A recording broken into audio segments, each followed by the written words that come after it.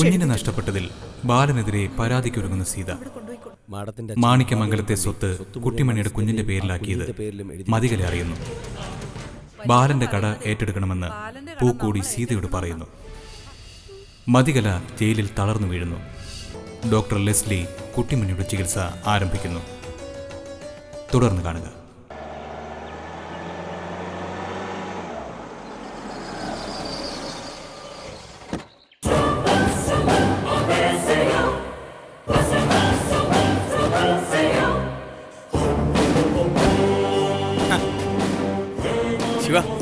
ഇപ്പോഴെന്റെ ശ്വാസം നേരെ വീണത്. എന്ത് ധൈര്യം നീ കാണിച്ചേ? ജയിൽ ചാടിയ പ്രതി വേഷം മാറി ജയിലിൽ പോവുക. കേട്ട ആരെങ്കിലും വിശ്വസിക്കോ? എനിക്കൊരാളെ വിശ്വസിപ്പിക്കേണ്ടേ മതികല മാഡത്തിനെ. മാഡത്തിന് ഈയിടായിട്ട് എന്നോടൽപ്പം വിശ്വാസക്കുറവുണ്ടെന്ന് തോന്നി. ഏറ്റെടുത്ത കാര്യങ്ങളൊന്നും നടക്കുന്നില്ലല്ലോ. ആ വിശ്വാസം നിലനിർത്താൻ ഈ കണ്ടുമുട്ടൽ ആവശ്യമാണെന്ന് തോന്നി. യജമാനോട് കൂറ് കാണിക്കാൻ ഒരു റിസ്ക് ഏറ്റെടുക്കാം, അത്രേ ഉള്ളൂ.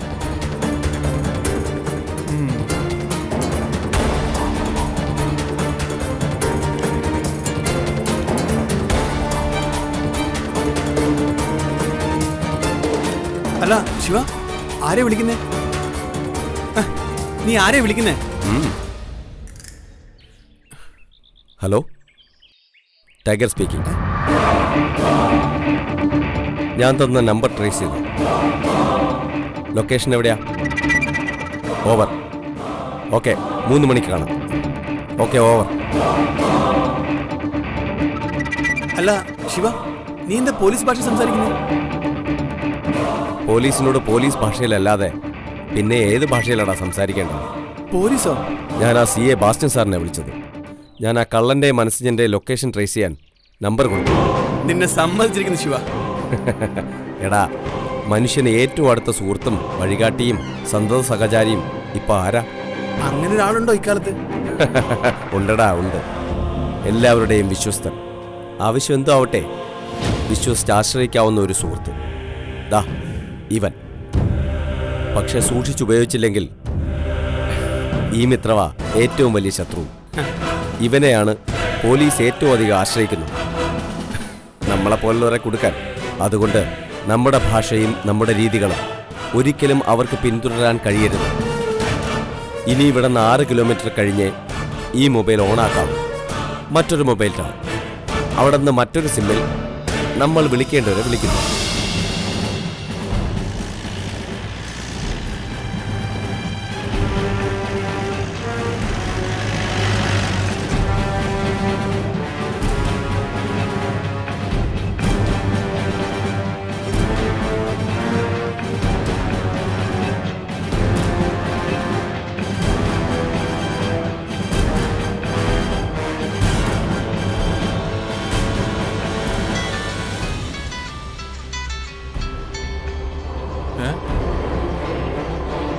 ഇവിടെ ഇപ്പൊ മനസ്സിജന് വിളിക്കുന്നതാര്? ഹലോ, എടാ കൂട്ടുകാരാ, ഞാനടാ ശിവ. നീ എന്നെ കാത്തിരുന്ന് മടുത്തോ? എടാ ഇത് മനസ്സിജനല്ല, പിച്ചളയാ. എടാ കള്ള പിച്ചളേ, മനസ്സിന്റെ ഫോൺ ഇപ്പൊ നിന്റെ കയ്യിലല്ലേ? അതെടാ എന്റെ കയ്യിലാ. നിനക്കെന്ത് വേണം? എടാ നീ അവന് ചുറ്റിലും വേലി കെട്ടി സംരക്ഷിച്ച് നിർത്തിക്കോ. നമ്മളൊന്ന് കാണാൻ പോവാ. നീ എങ്ങും പോവരുത്, അവിടെ തന്നെ കാണണം. After a short break. എടാ ശിവപാണ്ടി പെരുമാളെ, നീ എന്റെ മനസ്സിജമ്പാന്റെയും പിറകെ നടന്ന് തളരേയുള്ളൂ. നീ മറക്കാൻ പാടില്ലാത്തൊരു കാര്യമുണ്ട്. നീ എപ്പോഴും പുറകില, അവിടെയാ നിന്റെ സ്ഥാനം. കഴിയെങ്കിൽ ഒപ്പെത്താനെങ്കിലും നോക്കൂ. മുമ്പിൽ കയറാൻ നിന്റെ പ്രാണൻ കൂടെ ഉണ്ടാവില്ല. ഈ യുദ്ധത്തിൽ നീ തോൽക്കുന്നു ഒരിക്കലും വിചാരിക്കരുത്. ജയിക്കും ജയിക്കുന്ന മനസ്സിനെ വിശ്വസിപ്പിച്ച് ശക്തിയോടെ കൂടെ വാ. ചിലപ്പം ഞങ്ങളെ ഒന്ന് കാണാനെങ്കിലും കഴിഞ്ഞേക്കും. കേട്ടടാ?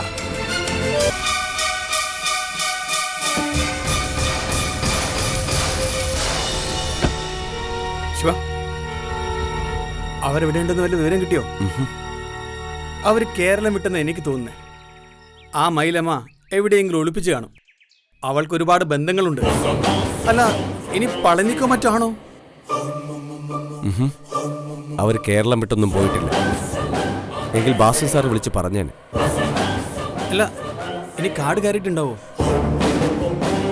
ഏത് കൈലാസത്തിൽ പോയി ഒളിച്ചാലും ശിവയുടെ മുന്നിലേ വരൂ. തിരഞ്ഞു പിടിച്ച് ഓരോന്നിനായി അറവുശാലയിൽ നിരത്തി നിർത്തും ഞാൻ.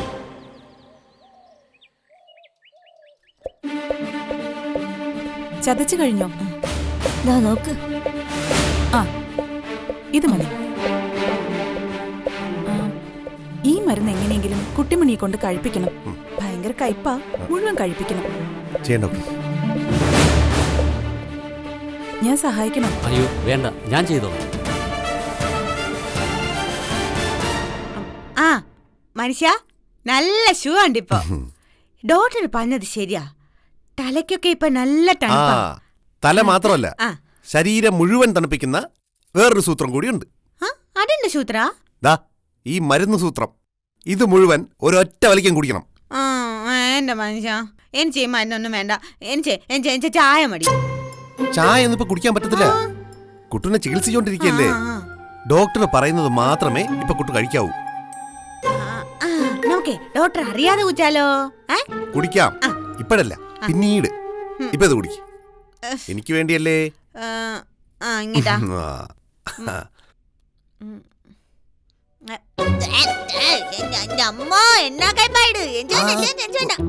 കുട്ടു ഇത് മരുന്നാ. മരുന്നിന് പിന്നെ കയ്പല്ലേ ഉണ്ടാവുള്ളൂ. ഇത് കഴിച്ചില്ലെങ്കിൽ പിന്നെ എങ്ങനാ കുട്ടുവിന്റെ അസുഖം മാറുന്നേ? ഞാൻ പറഞ്ഞതല്ലേ, കുട്ടുവിനെ മിടുക്കിയാക്കാനാണ് നമ്മൾ ഇങ്ങനെയൊക്കെ ചെയ്യുന്നത്. ഞാനിപ്പം മിടിക്കല്ലേ? ആണ്, എന്നാലും ഇതിലും കൂടുതൽ മിടുക്കിയാവണം. ആയാ കുട്ടുവിനെ എല്ലാരും ഇഷ്ടപ്പെടും. എല്ലാരും വേണ്ട, എന്റെ മനുഷ്യ മാത്രം ഇഷ്ടപ്പെട്ടാ മതി. എന്റെ ഇഷ്ടം കൂടും. എത്ര കൂടും? ഒരു കടലോളം. കടലോളം ഒന്നും വേണ്ട, ഈ ഗ്ലാസോളം. ഈ ഗ്ലാസോളം. അല്ലടാ, അങ്ങനെ വേണ്ട. എനിക്ക് കടലോളം വേണം. ശരി. പിന്നെ വഴക്ക് പറയോ? ഒരിക്കലും പറയില്ല. എന്നെക്കാൾ ഇഷ്ടമാണ് കുഞ്ഞുമണി എന്ന് പറയുവോ? അത് പറയില്ല. ഉറപ്പാണേ? ഉറപ്പ്. എന്നെ കുറിച്ച കുടിക്ക് കുടിച്ചോ, മുഴുവൻ കുടിച്ചോ. മുഴുവൻ കുടിച്ചോ. തുപ്പരുത്. ഇറക്ക്. തുപ്പി അതിന്റെ ഗുണം പോവും, മരുന്നിന്റെ ഗുണം പോവും. ഇറക്ക്.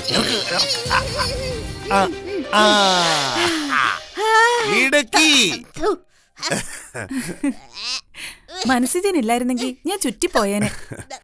എനിക്ക് കൂടി വേണ്ടിയാണല്ലോ ഡോക്ടർ. ഇവളൊന്ന് നന്നായി കാണാൻ ഞാൻ എന്തും ചെയ്യും. നിങ്ങളുടെ ഈ നല്ല മനസ്സുണ്ടല്ലോ, അതിനൊരു റിസൾട്ട് കിട്ടും. ധൈര്യമായിട്ടിരിക്കും മനസ്സിജ, നമ്മൾ ജയിക്കും. ഡോക്ടറുടെ നാവ് പൊന്നാവട്ടെ. ചികിത്സ കഴിയുന്നതുവരെ യാതൊരു തടസ്സവും വരാതിരിക്കട്ടെ. ഒന്നും വരില്ല. പിന്നെ ഒരു ചട്ടി വേണം, ഇരുമ്പ് ചട്ടി. മറക്കണ്ട, ഇരുമ്പിന്റെ തന്നെ വേണം. ആ സംഘടിപ്പിക്കാം. അതിനകത്തിനെ ഇരുമ്പിന്റെ ചട്ടി അതും എന്നെ കൊണ്ട് കഴിപ്പിച്ചാനാ? ഇല്ല കുട്ടിമണി, ഇത് വേറെ ചിലതിനാ. വരുമ്പോ കണ്ടോ. ഇന്നാ ഡോക്ടറെ പിടിച്ചോ കൊണ്ടോക്കോ. എന്നാ കയ്പാ വാ, നമുക്ക് പോയി കിടന്ന് പോണില്ലല്ലോ വായി നീ കയ്പ്. പോവും കുറച്ച് കഴിയുമ്പോ പോവും. ഹലോ, സഞ്ജു അല്ലേ? ഞാൻ നകുലനാ. ഞാൻ പിച്ചളെ മേട്ടൂർ ഡാമിനടുത്ത് കണ്ടു. അവൻ ഈ ഏരിയയിൽ എവിടെയുണ്ട്. നീ ഇതെവിടെയാ? ഭായ്, സ്ഥലം മാത്രം ചോദിക്കരുത്, അത് പറയാൻ എനിക്കറിയില്ല. നീ എവിടെയായാലും എത്രയും വേഗം മേട്ടൂർ ഡാമിനടുത്ത് വരണം. വഴുതി പോകുന്നതിന് മുമ്പ് ഞാൻ അവനെ തടഞ്ഞു നിർത്താം. ആ ശരി, വേഗം മേട്ടൂർ ഭാഗത്തേക്ക് പോകണം. പിച്ചകൾ അവിടെ ഉണ്ടെന്ന് പറഞ്ഞേ. വണ്ടിയെടു.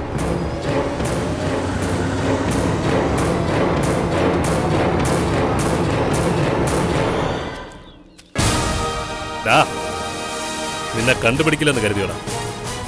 എന്റെ പൊന്ന് സഹോദര, ഞാൻ വല്ല കാറ്റോ നീരാവിയോ ആണ്. പച്ചയായ മനുഷ്യനല്ലേ. നിനക്കൊക്കെ അധികകാലം ഒളിച്ചിരിക്കാൻ കഴിയില്ലെന്ന് മനസ്സിലായോടാ? ആ, അതൊക്കെ അവിടെ നിൽക്കട്ടെ. വേറെ എന്തൊക്കെയുണ്ട് വിശേഷങ്ങള്? സീതടത്തേക്ക് സുഖാണോ? നിന്റെ വേലത്തരൊന്നും എന്റെ അടുത്ത് വേണ്ട. സീതട കുഞ്ഞെവിടെടാ? അത് പറയാതെ നിന്നെ ഞാൻ വിടില്ല. കഴുത്തിന് പിടിച്ചിരിക്കുമ്പോഴാണോ സഹോദര ഉത്തരം പറയുന്നത്? ഞാൻ ഓടി എങ്ങും പോവില്ല. ഇനി നിങ്ങളുടെ 2 ചോദ്യങ്ങൾക്കുള്ള ഉത്തരം ഞാൻ പറയാം.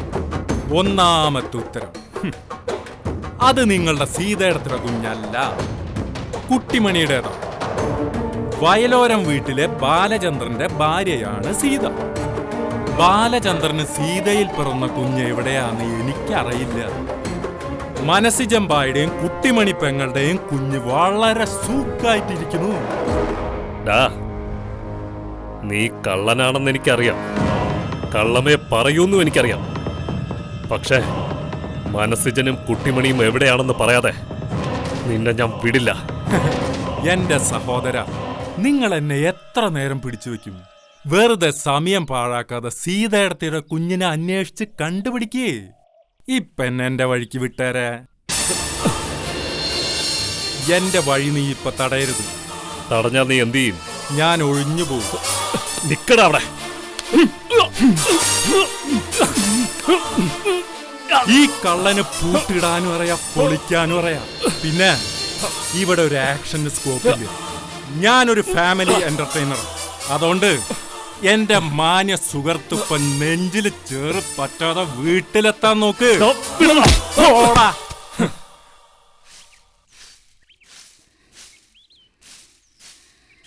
സുഭദ്രേ, ഞാനിങ്ങെത്തിയടി. ഇത്രയും കാലമായിട്ട് നിങ്ങളുടെ സ്വഭാവത്തിന് ഒരു മാറ്റവും ഇല്ല. എവിടെയെങ്കിലും പോയിരുന്ന അവിടെ തന്നെ. എത്ര ദിവസമായി പോയിട്ട് ഒരു വിവരവും ഇല്ല. എവിടെ പോയാലും ഞാൻ ഇങ്ങെത്തത്തില്ലയോ? നിങ്ങൾ ജോലിച്ചെന്റെ അടുത്ത് പോയോ? പിന്നെ പോവാതെ. നമ്മുടെ പിള്ളേരൊക്കെ ഇങ്ങനെ കിടന്ന് കഷ്ടപ്പെടുമ്പോ അതിന്റെ കാരണം എന്താണെന്നറിയണ്ടേ? കഷ്ടകാലമാ. വയലോരം വീടിന് ശനി ബാധിച്ചിരിക്കുന്നു. അതൊക്കെ മനസ്സിലായിട്ട് നാളെ എത്രയായി? ശനിയോ കേതുവോ രാഹുവോ ആദിത്യനോ ആരോ ആകട്ടെ, എനിക്കറിയേണ്ടത് പരിഹാരോ. എന്റെ കുട്ടിമണി മോള്, അവൾ എവിടെയാണെന്ന് പോലും നമുക്കറിയത്തില്ല. എവിടെയാണേലും നല്ലത് വരണം. അതിനെന്താ വഴി? അത് പറ. കവടി നിരത്തിയപ്പോ ആദ്യം ആരൂഢം തടഞ്ഞു. അപ്പൊ ജോത്സ്യര് പറഞ്ഞു മനസ്സ് നിറഞ്ഞൊന്ന് പ്രാർത്ഥിക്കാൻ. ഞാൻ അപ്പൊ തന്നെ അച്യുതനെയും ശാരദയൊക്കെ വിളിച്ച് പ്രാർത്ഥിച്ചു. അയ്യോ, അത് നന്നായി. വയലോരം വീട് നിലനിൽക്കണമെന്ന് ഏറ്റവും ആഗ്രഹിക്കുന്നത് അവരുടെ 2 പേരുടെ ആത്മാക്കളല്ലേ? എന്നിട്ട് എന്ത് പറഞ്ഞ്? അത് പറ. സുഭദ്രേ, പിന്നെ പ്രശ്നമെടുത്തപ്പോ ഒരു തടസ്സവുമില്ല. ജോത്സ്യർ പറഞ്ഞത് കേട്ടപ്പോ സന്തോഷം കൊണ്ട് എന്റെ കണ്ണു നിറഞ്ഞു. നമ്മുടെ കുട്ടിമണിയുടെ അസുഖമൊക്കെ ഭേദമാവുന്നു. അവൾ എല്ലാരെ പോലെ ആയിത്തീരുമെന്ന്. ബുദ്ധിയും ശക്തിയുമുള്ള കുട്ടിമണി. അയ്യോ, ആ പെണ്ണിന് ശക്തിക്ക് ഒരു കുഴപ്പവും ഇല്ല. പിന്നെ ബുദ്ധി അതും കുറവല്ല. പക്ഷെ നമ്മളെ പോലെ കുരുട്ടു ബുദ്ധിയില്ല. ഈശ്വര, അവക്കൊന്നും സംഭവിക്കാതിരുന്നാ മതിയായിരുന്നു. ഞാൻ പത്മനാഭസ്വാമിക്ക് നിറമാലയും ചുറ്റുവിളക്കും നേർന്നിട്ടുണ്ട്. പിന്നെ ഗണപതി കോവിലിൽ പോയി 1001 തേങ്ങ ഉടയ്ക്കും ഞാൻ ഒറ്റയ്ക്ക്. ഗണപതിക്ക് തേങ്ങ ഉടയ്ക്കുന്നത് അഹങ്കാരം വിടിയാനാ. തേങ്ങ ഉടയുന്നത് പോലെ നമ്മുടെ ഉള്ളിലുള്ള എല്ലാ അഹങ്കാരങ്ങളും പൊട്ടിച്ചിതറിപ്പോകുന്ന. പിന്നെ ചുറ്റുവിളക്ക്, അത് ജീവിതത്തിൽ പ്രകാശം പരത്തും. പിന്നെ നീ പറഞ്ഞ കാര്യസാധ്യത്തിനാണെങ്കിൽ അതിന് ഒരിക്കലൂടാണ് വേണ്ടത്. പറ, എന്ത് വേണേലും നമുക്ക് നോക്കാം. ഒരിക്കലൂടുമായി 9 ദിവസം.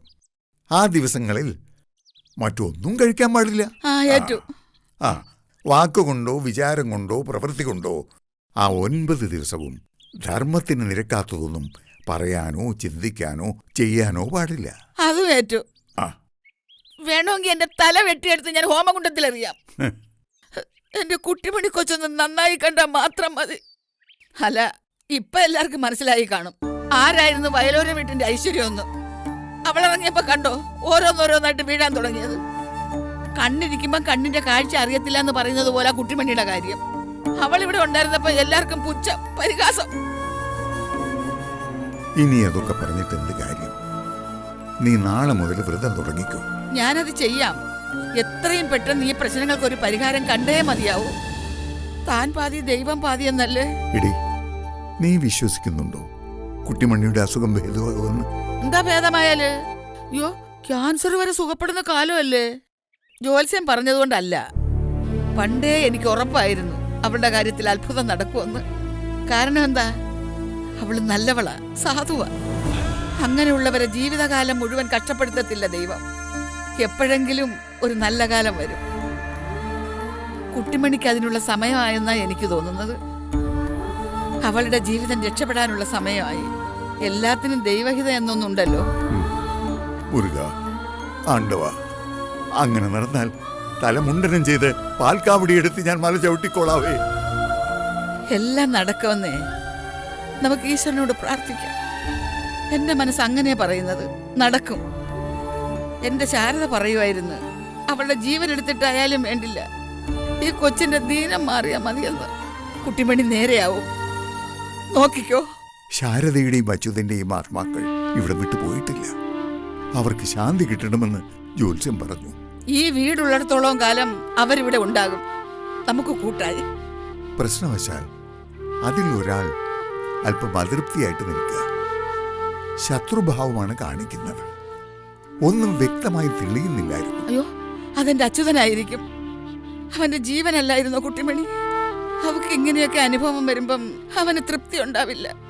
അല്ല, ഇതൊക്കെ അറിയാമായിരുന്നെങ്കിൽ നിനക്ക് ഗണിച്ചാ പോരായിരുന്നു. എന്തായാലും നീ വ്രതം എടുക്ക്. ബാക്കി നമുക്ക് നോക്കാം.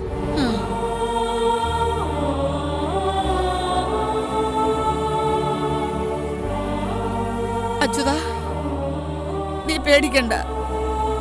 കുട്ടിമണി നമുക്ക് കണ്ടുപിടിക്കാം. അവൾ ഈ വയലോരം വീട്ടിൽ തന്നെ വരും. അല്ലാതെ എവിടെ പോവാനാ? എന്റെ പരുത്തിക്കാവിലമ്മേ, രക്ഷിക്കണേ.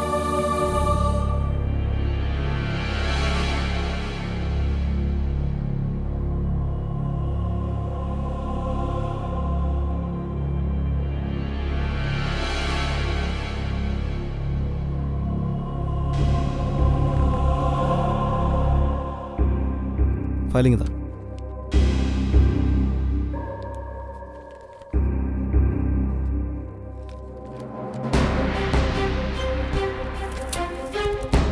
ആരാ ഇവരെ ഇവിടെ കൊണ്ടുവന്നത്? ഇവിടെ വനിതാ ജയിലിൽ നിന്ന് കൊണ്ടുവന്നതാ. ഓക്കെ, ബോധം തെളിഞ്ഞാൽ ഉടനെ എന്നെ വിവരം അറിയിക്കണം. എപ്പോഴും ഒരു ശ്രദ്ധ ഉണ്ടാവണം കേട്ടോ. Okay sir.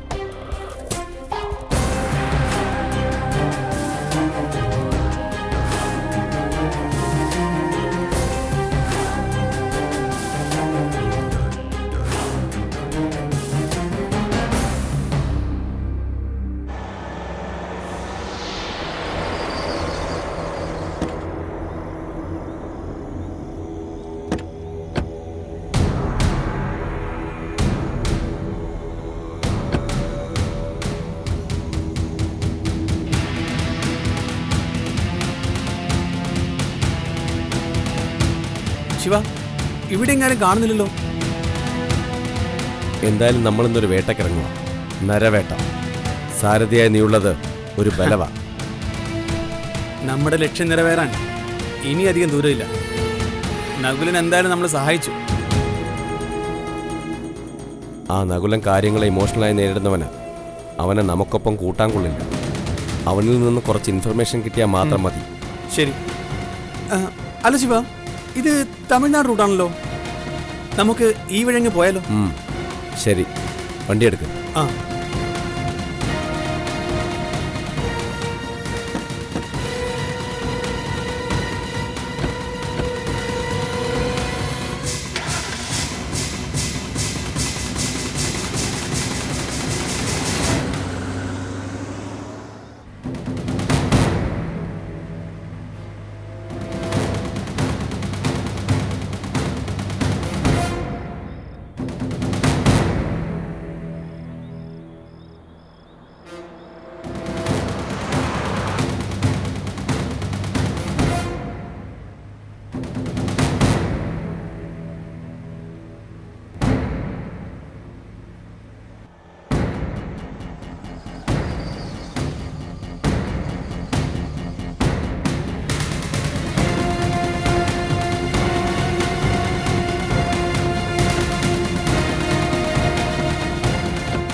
ശിവ, ദേ പോലീസ് കണ്ടോ?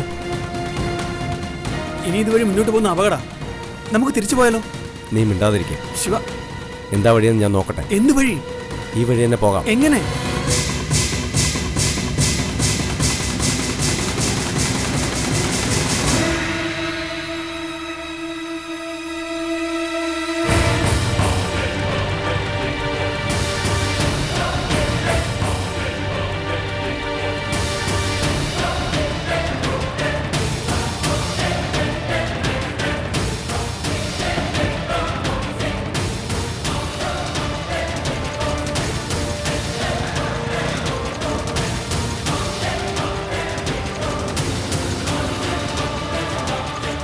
എന്നാലും അവൻ എങ്ങോട്ട് പോയി കാണും?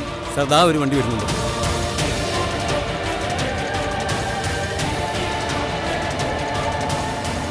നിർത്ത്. എവിടെ പോടാ? സാർ, ഒരു ആക്സിഡന്റ് കേസാ. ടോർച്ചെടുക്കും.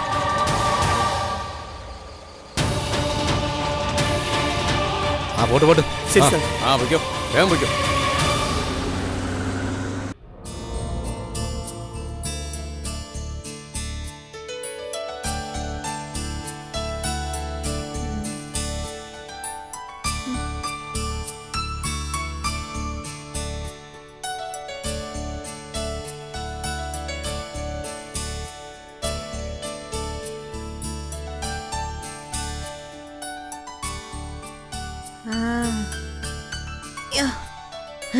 മനുഷ്യ, വാ മനുഷ്യ, വാ. ഈ ചികിത്സ എന്ന് കഴിയും മനുഷ്യ? ചികിത്സ പെട്ടെന്ന് കഴിയും കുട്ടു. എന്നാ എനിക്കൊരു കട പറഞ്ഞല്ലോ. ഇപ്പോഴോ? ഇപ്പൊ പറഞ്ഞ എന്നാ കുഴപ്പം? ഇപ്പൊ തന്നെ പറയാന ഒരു രാജകുമാരിയുടെയും കട മതി. ശരി. ഒരിടത്തൊരിടത്ത് ഒരു രാജകുമാരി ഉണ്ടായിരുന്നു. രാജകുമാരി വളർന്നെങ്കിലും കൊച്ചു കുഞ്ഞുങ്ങളുടെ പോലെയായിരുന്നു രാജകുമാരിയുടെ മനസ്സ്. അതങ്ങനെയായിരുന്നു. ഓ ശരി, കൊച്ചു കുഞ്ഞിനെ പോലായിരുന്നു നമ്മുടെ കുഞ്ഞുനെ പോലെ. അത് തന്നെ. അങ്ങനെ രാജകുമാരി ഒരു രാജകുമാരനെ കല്യാണം കഴിച്ചു.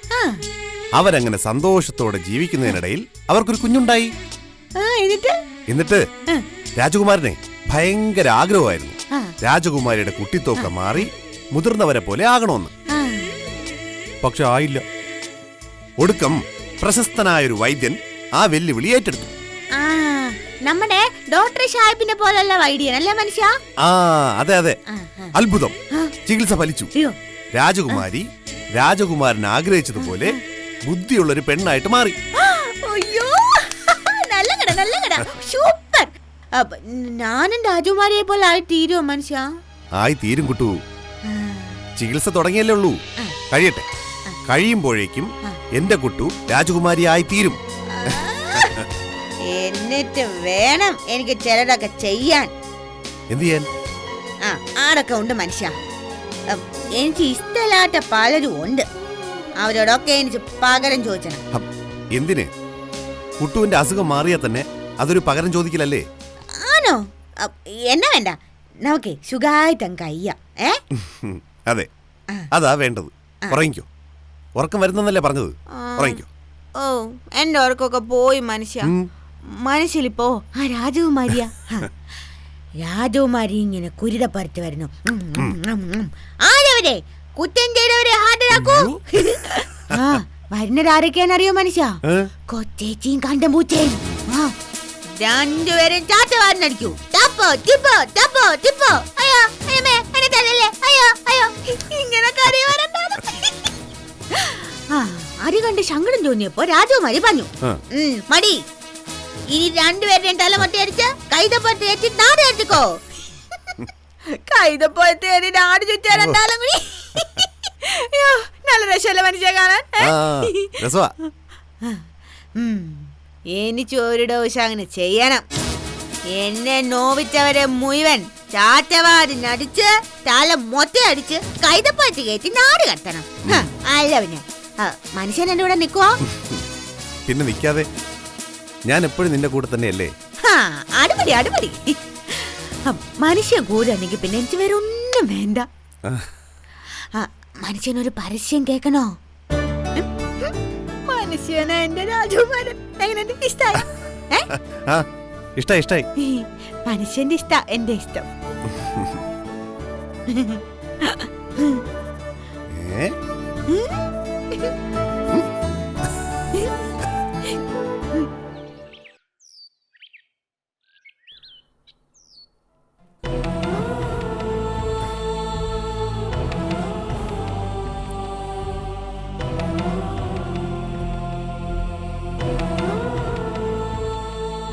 ബാലേട്ടാ ബാലേട്ടാ ബാലേട്ട എണീക്ക്. ബാലേട്ടാ ബാലേട്ടാ ബാലേട്ട എണീക്കാൻ. എത്ര നേരമായിട്ട് വിളിക്കുന്നു. രാവിലെ റെഡിയായിട്ട് നിൽക്കണം എന്നല്ലേ വൈദ്യര് പറഞ്ഞത്? മൂടി പൊതച്ചിങ്ങനെ കിടന്നാലോ? വന്നേ വന്നേ. ഇതെന്തൊരു ഉറക്കാ ബാലേട്ടാ. ഇങ്ങോട്ട് എഴുന്നേറ്റേ വന്നേ. സമ്മതിക്കില്ല. നല്ലൊരു സ്വപ്നം കണ്ടോണ്ട് കിടക്കായിരുന്നു. മുഴുവനും കാണാനും പറ്റിയില്ല. എന്റെ ക്ലാസ്സിൽ നാരായണൻകുട്ടിയില്ലേ, നമ്മുടെ കുമാരവങ്ങളുടെ ആ സുന്ദരക്കുട്ടപ്പൻ, അവനാണെങ്കിലേ പിന്നെ ബാലേട്ട് വന്നേ. ചികിത്സയെ രാവിലെ തുടങ്ങേണ്ടതല്ലേ? കുളിച്ചിട്ട് വേണ്ടേ തുടങ്ങാൻ? വന്നേ വാ. ഈ മഴ സമയത്ത് രാവിലെ ഞാൻ കുളിക്കണോ? എടാ നാളെ കുളിക്കാടാ, ഇപ്പൊ കുളിക്കണ്ട. ബാലേട്ടൻ ഇങ്ങോട്ട് ഇറങ്ങി വന്നേ. പല്ല് തേച്ച് കുളിച്ച് റെഡിയായി നിൽക്കണം. ഇല്ല ഇപ്പൊ കുളിക്കണ്ട. ഓരോ ദിവസം ഓരോ രീതിയിലാണല്ലോ ഈ ബാലേട്ടന്റെ പെരുമാറ്റം. ഇപ്പൊ കുളിക്കണ്ട. വാ. എടാ എനിക്ക് വയ്യടാ. എടാ ഞാനിപ്പോ കുളിക്കലടാ. എടാ എനിക്ക് ബാലേട്ടൻ ഇങ്ങ് വന്നേ. ബാലേട്ടാ എന്റെ കൈ വേദന. നീ വിട്ടെ. എന്തൊരു മരക്കൈയാടാ നിന്റേത്. ഏട്ടന് വേദനിച്ചോ? പോട്ടെ വാ. നമുക്കേ കുളിച്ച് ഈ മുണ്ടൊക്കെ മാറ്റി ഒരു ട്രാക്ക് സൂട്ടൊക്കെ ഇട്ട്. അതൊന്നും പറ്റില്ല. നമുക്കേ നിക്കറിടാം. നിക്കറാകുമ്പോഴേ നമുക്ക് ഓടാം, ചാടാം, ഇവിടെ തലകുത്തി നിൽക്കാം. നിക്കറ് മതി. ഞാനേ അച്ഛനുണ്ടല്ലോ, ഇന്നലെ പുതിയതായിട്ട് 2 വാങ്ങിച്ചോണ്ട് വന്നിട്ടുണ്ട്. അത് ഒളിച്ചു വെച്ചിരിക്ക. അമ്മയുടെ കൊടുക്കുന്ന ഞാൻ കണ്ടതാ. എടാ നമുക്കത് എടുക്കാം. അമ്മയതറിയണ്ട. അതാ നല്ല. ബാലേട്ട നിക്കറിടേണ്ട പ്രായമൊക്കെ കഴിഞ്ഞു. ബാലേട്ടനെ ഇപ്പൊ വലിയൊരു പുരുഷനാ. എന്നെ നോക്കി. ഞാൻ ബാലേട്ടന്റെ അനിയനല്ലേ? ഞാൻ ഇത്രയും വലുതായില്ലേ? അപ്പോ ബാലേട്ടനും വലുതല്ലേ? അങ്ങനെയാണോ? ഞാൻ വലുതായോ? അതെപ്പോ? ഞാൻ വലുതായി ആരും പറഞ്ഞില്ലല്ലോ. എന്നാലേ ഞാൻ പറയുന്നു, ബാലേട്ടൻ വലുതായി. കല്യാണമൊക്കെ കഴിഞ്ഞു. ഒരു കുഞ്ഞിന്റെ അച്ഛനുമായി. കുഞ്ഞിന്റെ അച്ഛനോ? അതെ. അത് പിന്നെ വന്നേ സംസാരിച്ചതല്ലേ. സമയം പോകും ബാലേട്ട. ഞാൻ ഏത് കുഞ്ഞിന്റെ അച്ഛൻ നീ പറഞ്ഞു? ഒന്നുമില്ല. സമയമായി ബാലേട്ട. വൈദ്യര് വന്നിട്ടുണ്ട്. വാ വാ. നീ പറഞ്ഞത് ശരിയാ. കുഞ്ഞിന്റെ അച്ഛനാ. കുഞ്ഞിന്റെ അച്ഛൻ വന്നേ. ബാലേട്ടൻ വന്നേ. വാ. വൈദ്യര് വന്നിട്ടുണ്ട്. വാ. കുഞ്ഞിന്റെ അച്ഛനാ. വാ ബാലേട്ട വാ. പതുക്കെ പതുക്കെ വാ മോനെ. എത്ര നേരമായി നിന്നെ കാത്തിരിക്കുന്നു. വൈദ്യര് പറയുന്നത് പോലൊക്കെ ചെയ്യണം. ബാലൻ രാവിലെ കുളിയൊക്കെ കഴിഞ്ഞില്ലേ? കുളിയും പല്ലുതേപ്പ് ഒന്നും കഴിഞ്ഞിട്ടില്ല. എണീറ്റാലല്ലേ എന്തെങ്കിലും ചെയ്യാൻ പറ്റൂ. ബാലേന്ദ്രൻ എന്താ നേരത്തെ എണീക്കാത്തത്? പുലർച്ചെയാണ് നമുക്ക് സൂര്യ നമസ്കാരം ചെയ്യേണ്ടത്. കുളി കഴിഞ്ഞ് ശരീരം വൃത്തിയാക്കിയിട്ട് വേണം ഇനി എന്നും വരാൻ. മനുഷ്യ ശരീരത്തിൽ ജന്മനാ തന്നെ അന്തർലീനമായിരിക്കുന്ന അനന്തവും അത്ഭുതകരവുമായ ചൈതന്യത്തെ ഉണർത്തിയെടുത്ത് ആ ചൈതന്യത്തെ പരിപൂർണതയിലെത്തിക്കാൻ യോഗ നല്ലൊരു ഉപാധിയാണ്. ചികിത്സ പൂർണ്ണമായും രോഗിയിൽ ഫലിക്കണമെങ്കിൽ മനസ്സും ശരീരവും ഉണരണം. മനസ്സിനെ ബാധിക്കുന്ന ആദി ശരീരത്തിന് വ്യാധിയാകുന്നു. അപ്പോൾ നാം ക്ഷീണിക്കുന്നു. ജരാനരകൾ എളുപ്പത്തിൽ കടന്നു വരുന്നു. നമുക്ക് തുടങ്ങാം. ബാലേന്ദ്രൻ ഇവിടെ ഇരിക്കുക. ഞാനിവിടെ നിന്നോളാം. ഇരിക്കും മോനെ. വാ ബാലേട്ട, ഇരിക്കൂടെ. വരൂ. ഇരുന്നു. നമ്മുടെ ശരീരത്തിൽ മാലിന്യങ്ങൾ നിറഞ്ഞാൽ പ്രതിവിധികൾ ചെയ്യേണ്ടി വരും. അതിനായി ശരീരത്തെ പരിപോഷിപ്പിക്കേണ്ടി വരും. അതിനാണ് ഈ ചികിത്സ. ബാലൻ നട്ടല് നിവർത്തി ചമ്മണം പണിഞ്ഞിരിക്കുക. പിടിച്ചിരുത്ത്. കൈകൾ ഇങ്ങനെ. ഇനി കണ്ണടച്ച് ശ്വാസം വലിച്ചു വിട്ടേ. ആ,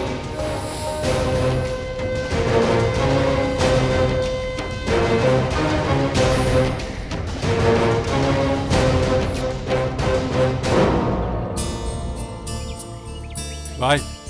ആ. ദാ ബായ്. വേറൊരു നിവർത്തിയില്ലഞ്ഞിട്ടാ ഈ അവസ്ഥയിലും പിച്ചളെ ഞാൻ ബുദ്ധിമുട്ടിച്ചത്. അവിടെ ഞാനില്ലെങ്കിൽ ചികിത്സയൊക്കെ മുടങ്ങും. അതാ ഞാൻ അങ്ങോട്ട് വരാഞ്ഞത്. എനിക്കൊരു ബുദ്ധിമുട്ടും ഇല്ലായിരുന്നു ബായ്. ഒക്കെ ചികിത്സയ്ക്ക് വേണ്ടിയിട്ടാ പിച്ചളെ. നമ്മുടെ സായിപ്പ് ആള് പുലിയല്ലേ, വിടാതെ പിടിച്ചോ. എനിക്കിപ്പോ വിശ്വാസമൊക്കെ വന്ന് തുടങ്ങിയിട്ടുണ്ട്. കുട്ടിമനയുടെ അസുഖം മാറും. ഓരോ മനുഷ്യർക്കും ഓരോ നിയോഗമുണ്ട് ബായ്. ഞാൻ ആലോചിക്കായിരുന്നു ഇത്ര നാളത്തെ ജീവിതത്തിനിടയിൽ എന്നെ സംബന്ധിച്ചിടത്തോളം അതെന്തായിരുന്നു. ബായിയെ പരിചയപ്പെടാൻ കഴിഞ്ഞതാ അത്. നേരിട്ടല്ലെങ്കിലും ഞാൻ വഴി തന്നെയാ ലെസ്ലി സാഹിബ് കാട്ടിലെത്തിയത്. എല്ലാം തമ്മിൽ ഒന്നിനൊന്ന് ബന്ധമുണ്ട്. ഞാൻ, ബായ്, കുട്ടിമണി, സായിപ്പ്. ഇത്തവണ ബായിക്ക് നിരാശപ്പെടേണ്ടി വരില്ല എന്ന് തന്നെയാണ് എൻ്റെ തോന്നല്. നമ്മൾ കാത്തിരുന്ന അത്ഭുതം സായിപ്പ് കാണിക്കും. അങ്ങനെ സംഭവിച്ച ഞാൻ പിന്നെ കടപ്പെട്ടിരിക്കുന്നത് പിച്ചളയോടാ. ഞാനിപ്പോ കോടീശ്വരനാണെന്നല്ലേ പിച്ചള പറഞ്ഞത്.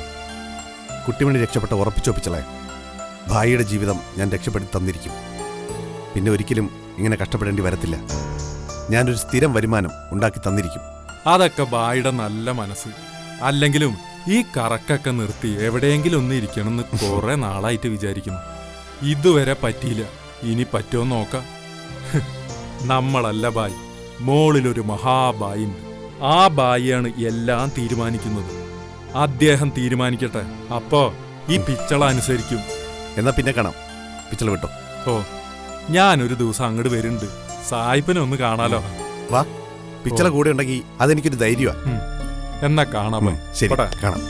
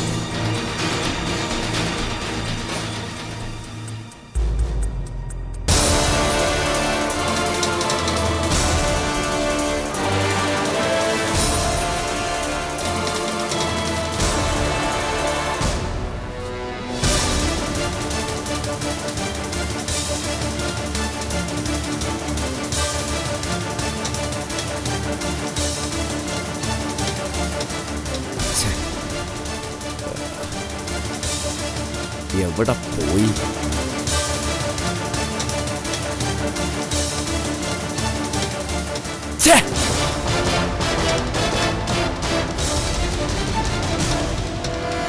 അല്ല അപ്പൊ എനിക്ക് വേറൊരു സംശയമുണ്ട്.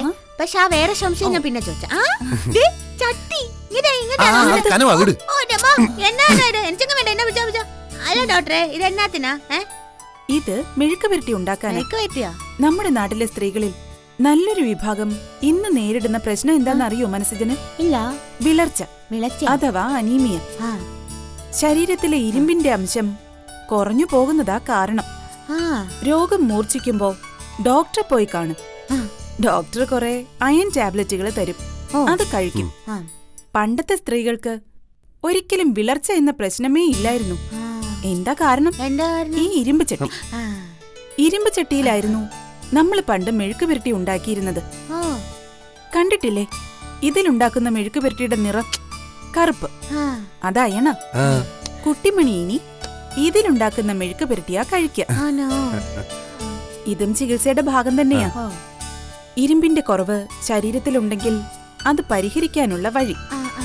അല്ല ഡോക്ടറെ, അങ്ങനെയാണേലേ ഈ ചീനച്ചട്ടി അങ്ങ് അപ്പാടെ അങ്ങ് തിന്നാ പോരെ? കൊറേ ഇരുമ്പ് കിട്ടൂലേ?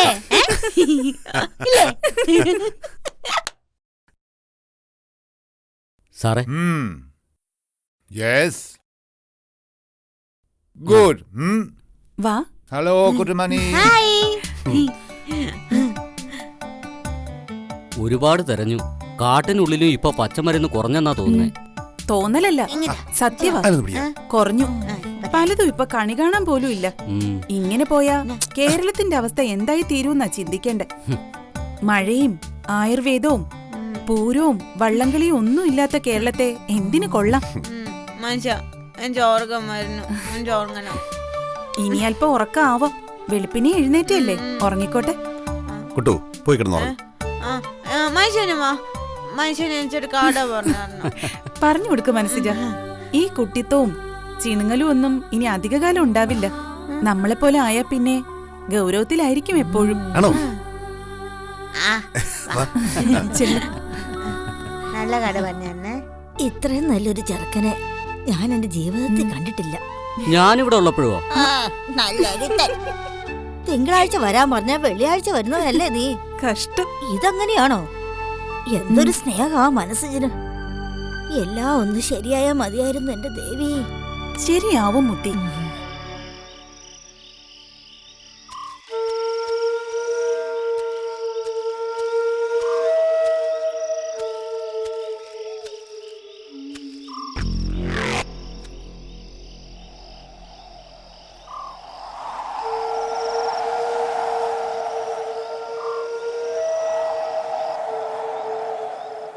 ഹലോ സഞ്ജു, ഞാനാ. എന്താ ശിവ? ഞാനൊരു അപകടത്തിൽപ്പെട്ടിരിക്കുക. മനസ്സിനെ ഫോളോ ചെയ്ത് വന്ന ഞാൻ കാട്ടിനുള്ളിൽ പെട്ടു. എത്ര ശ്രമിച്ചിട്ടും പുറത്തേക്ക് ഇറങ്ങാനുള്ള വഴി കണ്ടുപിടിക്കാൻ പറ്റുന്നില്ല. ഇനിയിപ്പോ എന്ത് ചെയ്യും? ഒരു പിടിയും കിട്ടുന്നില്ല. മൃഗങ്ങളൊക്കെ ഉള്ള കാടാന്നാ തോന്നുന്നത്. അല്ല ശിവ, നമുക്ക് പോലീസിന് വിവരം അറിയിച്ചാലോ? അവരും ഫോറസ്റ്റുകാരും വന്ന് കണ്ടുപിടിച്ചോളൂ. എന്നിട്ട് വേണം എന്നെ അവരെ ഒന്ന് കൊണ്ടുപോകാൻ. തടവ് ചാടിയ ജയിൽ പുള്ളിയാ ഞാൻ, അത് നീ മറക്കണ്ട. അയ്യോ സോറിടാ, ഞാനത് പെട്ടെന്ന് ഓർത്തില്ല. അല്ല ശിവ, ഇനി എന്താ ഒരു വഴി? എനിക്കറിയില്ല. ഇതിനുള്ളിൽ എവിടെയാണ് മനസ്സ് ഞാൻ ഒളിച്ച് താമസിക്കുന്നത്. ആ സ്ഥലം കണ്ടുപിടിക്കണം. ഞാൻ പ്രാർത്ഥിക്കാം. അല്ലാതെ എനിക്കിപ്പോൾ എന്ത് ചെയ്യാൻ പറ്റും? എടാ, നിനക്കൊന്ന് ഇവിടെ വരെ വരാൻ പറ്റുമോ? എന്നിട്ട് വേണം ഞാനും കൂടി കാട്ടുള്ളിൽ പെടാൻ. ശിവ, നീ അധികം സംസാരിക്കണ്ട. മൊബൈലിലെ ചാർജ് തീർന്ന പിന്നെ ഇങ്ങനെയുള്ള കമ്മ്യൂണിക്കേഷൻ കൂടി ഇല്ലാതാവും. അപ്പോൾ ശരിയടാ. സഞ്ജു, സഞ്ജു. അവനോ പെട്ടു. ഇനി എന്നെയും കൂടി പെടുത്താൻ നോക്കുക. നല്ല കഥയായി. കഷ്ടം.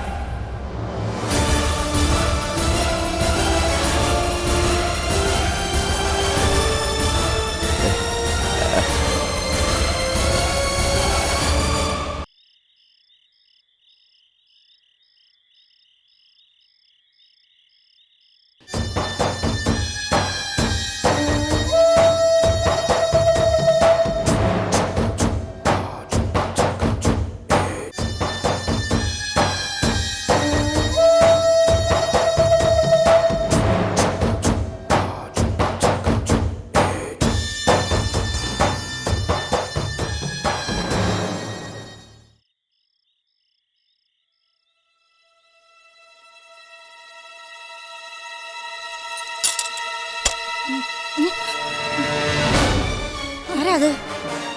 ആരാന്ന്? അതാരാന്ന്? ആരാത്? ആരാന്ന്? മുത്തിയോട് കളി വേണ്ട. പാമ്പായാലും പിശാചായാലും മുത്തിക്ക് ഭയമില്ല. മര്യാദയ്ക്ക് പറയാൻ. മനുഷ്യനാ, മനുഷ്യനാ, ആരാത്? ആരാന്ന് ചോദിച്ചത് കേട്ടില്ലേ? ആരാ? ആരാന്ന്? എന്താ മുത്തി വിളിച്ചത്? ഉറങ്ങില്ലേ? എന്താ മുത്തി? ഇവിടെ ആരാ വന്നതുപോലെ തോന്നി. ഇവിടെയോ? ഇവിടെ ആര് വരാനാ? വന്നു. ആരാ വന്നു? നടക്കുന്നു മോനെ. ഒരു ചോരയുടെ മണം. ഇവിടുത്തെ കാറ്റിൽ മുത്തി അതറിയുന്നു. മുത്തി വാതിൽ തുറന്നേ. ചിലപ്പോ മുരുകനെങ്ങാനും ആയിരിക്കും. തുറക്ക്.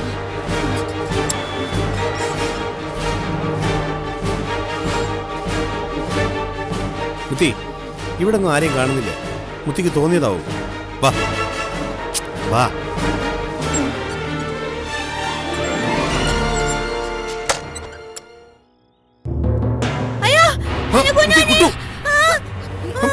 എന്താ കിട്ടു? നമ്മുടെ കുഞ്ഞുവാനെ കൊണ്ടുപോകാൻ ആരോ വന്നു. ഇവിടെ ആര് വരാനാ കിട്ടു?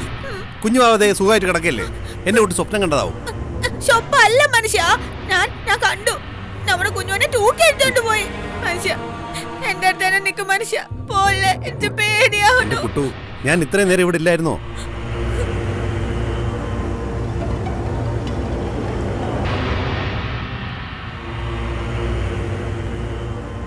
ഞാൻ പറഞ്ഞില്ലേ മോനെ, പുറത്താരോ ഉണ്ട്.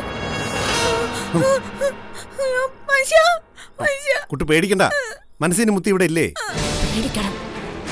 ഇരുടിൽ ഇവിടെ ഒരു രൂപം ചുറ്റിത്തിരിയുന്നു.